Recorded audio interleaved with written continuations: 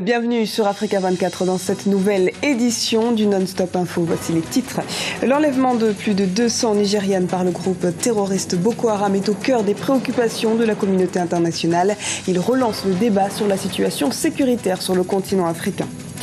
Le sort de ces lycéennes enlevées inquiète donc de plus en plus l'opinion publique. Au Kenya, par exemple, les habitants s'indignent du manque de réactivité des autorités.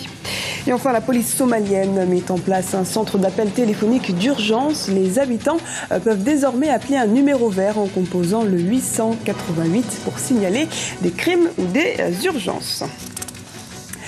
La situation de la paix et de la sécurité s'est globalement améliorée en Afrique depuis une dizaine d'années, mais des zones d'instabilité persistent du fait notamment des groupuscules armés. Boko Haram a ainsi provoqué l'émoi de la communauté internationale en enlevant 200 jeunes élèves au Nigeria le 14 avril 2014, une situation qui est à l'origine du sommet de Paris sur le Nigeria ce samedi 17 mai. Les précisions de Karine Loubanzadio. L'Afrique a longtemps été considérée comme un continent de troubles et d'instabilité sociopolitique. Les différents pays d'Afrique, aidés par les institutions continentales et internationales, ont pris des mesures pour endiguer le phénomène à l'échelle continentale, mettant en déroute certains responsables des actes de violence. Joseph Kony est en fuite. Nous ne lui donnons pas de répit.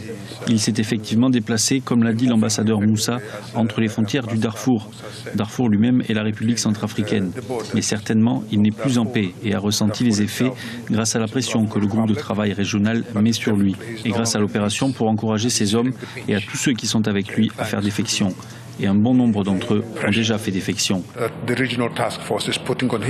Joseph Kony est poursuivi par la Cour pénale internationale pour crimes de guerre. Son mouvement, la LRA, a été créé en 1986. En 1987, Joseph Kony avait pris les armes pour combattre le président ougandais Yoweri Museveni, mais des foyers de tension et d'insécurité persistent, notamment dans la région du Golfe de Guinée, où les violences sociales rivalisent souvent d'imagination avec les troubles sociopolitiques, comme en Centrafrique, et ce, malgré l'envoi de 12 000 casques bleus pour établir la paix et la sécurité dans le pays. Il faut un retour rapide de la paix et de la sécurité en République centrafricaine pour favoriser la relance des activités et les échanges commerciaux. Il faut renforcer la surveillance dans les différents points d'entrée et dans des endroits non identifiés comme tels pour préserver la paix sociale, garantir l'intégrité physique des citoyens et éviter la circulation incontrôlée des armes. Le sommet de Paris sur la sécurité au Nigeria ce samedi 17 mai convie les chefs d'État Goodluck Jonathan du Nigeria, Idriss Déby Itno du Tchad, Boni Yayi du Bénin, Mamadou Issoufou du Niger et Paul Biya du Cameroun à réfléchir aux côtés du président français François Hollande sur la situation sécuritaire dans la région du Golfe de Guinée et avec l'espoir de trouver enfin la solution adéquate au problème. Au Burkina Faso, l'opposition politique du pays a annoncé une série de mesures pour protester contre un éventuel référendum portant sur la modification de la Constitution. Une modification qui permettrait au président Blaise Compaoré de se représenter à l'élection présidentielle de 2015.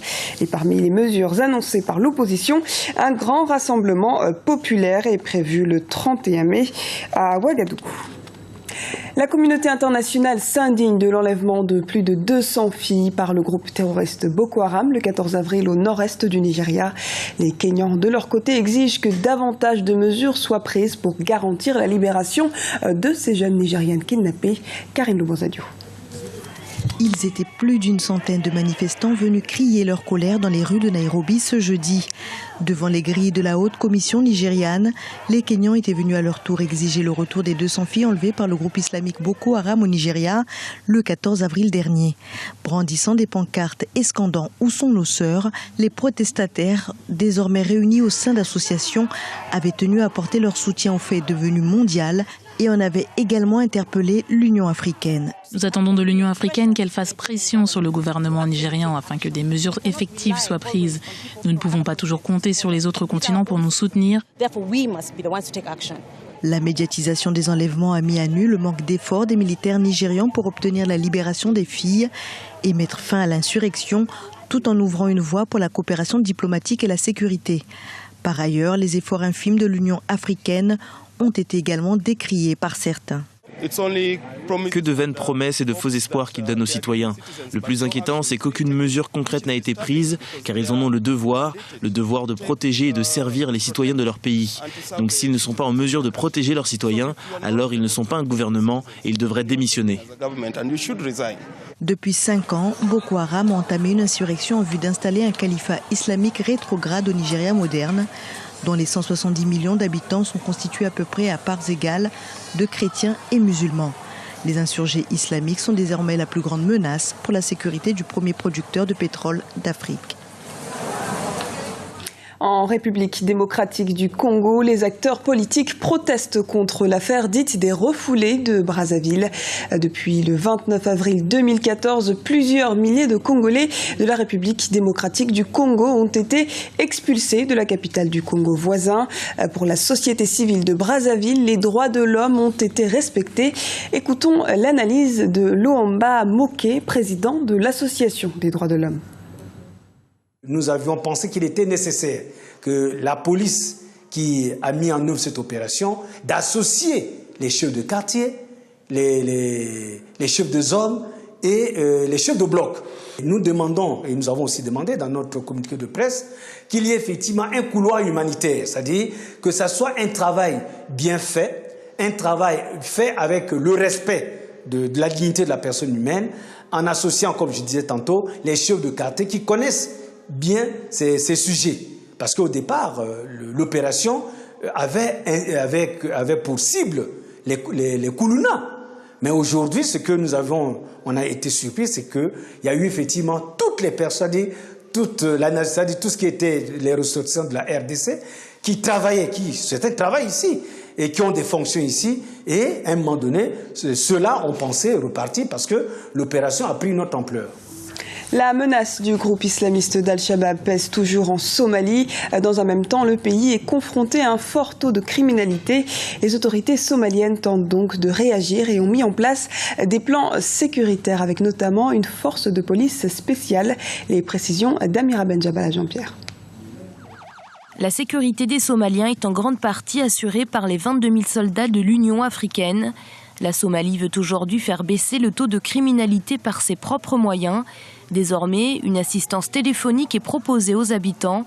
Avec la mise en place de ce numéro vert, il s'agit ici de signaler rapidement des infractions, attaques ou délits. Les appels sont dirigés vers différents centres d'appel de la ville. Nous répondons rapidement à tous les appels parce que nous avons suffisamment d'agents pour le faire et nous leur apportons l'assistance dont ils ont besoin. Après les 2 décennies de guerre civile qui ont plongé la Somalie dans une crise sans précédent, le pays tente de se reconstruire et d'améliorer sa situation sécuritaire. Les habitants semblent garder espoir.